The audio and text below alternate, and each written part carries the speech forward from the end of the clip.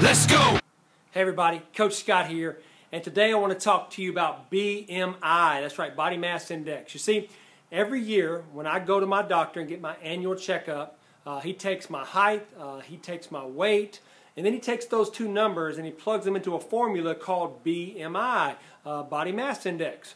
And for years, BMI has actually been used by doctors and trainers, other healthcare professionals when deciding on whether their patients are healthy or in a normal weight range. And according to the CDC, BMI is a fairly reliable indicator of body fat composition for most people. But the question is it really? Is it really a reliable indicator of body fat composition? I say no. I say absolutely not. So what I want to do today is I want to take a look at the history of body mass indexing. You see, the BMI was introduced in the 1830s by a Belgian mathematician. He was also an astronomer and a statistician. He was not a healthcare provider and he was not a doctor. But you see, there is a major flaw in the calculations of the BMI. You see, the BMI does not take into account the relative proportions of bone, muscle, and fat, and that includes visceral fat content.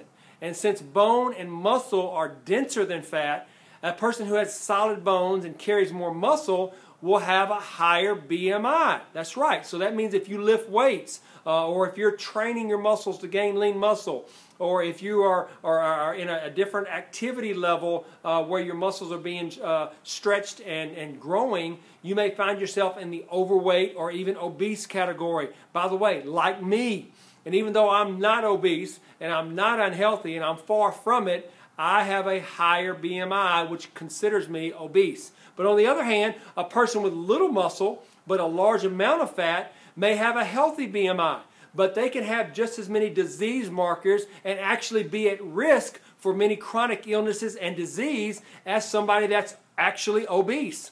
So, BMI doesn't give us much insight into a person's total body composition, and that's where the flaws lie. Things like muscle, and most importantly hydration, critically important to the overall picture of your health. And it certainly doesn't measure visceral fat content.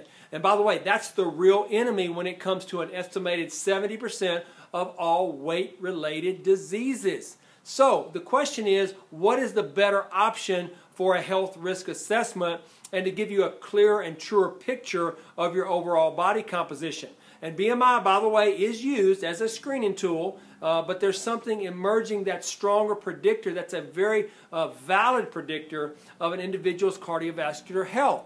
And that is your visceral fat markers. That's right, that's that heavily concentrated fat that surrounds your organs.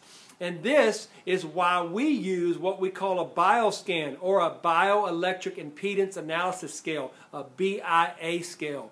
And this scale uses low-intensity electric currents throughout the body. It sends in a little electric current through the body, and the faster the signal moves from one metal plate to the other, the more muscle and less fat a person has. So the BIA scale then gives you a reading of your complete body composition. This is why I love it so much. So don't get tore up, or don't get sideways, or don't put too much stock in those 3 digits on a scale, your scale weight, and your BMI, because there's a much greater formula and better representation of your overall total health if you'll use a BIA, or a bioanalysis impedance technology scale. And that's why we use it here at our offices, and that's why we recommend it to our clients. So I hope this kind of gives you, clears it up a little bit about the BMI versus the BMR, which is basal metabolic rate, and it tells you, I hope you get a clear picture of why we use the bioimpedance technology scales. So if you have any questions, reach out to your coaches, and I'll see you on the next video. God bless you.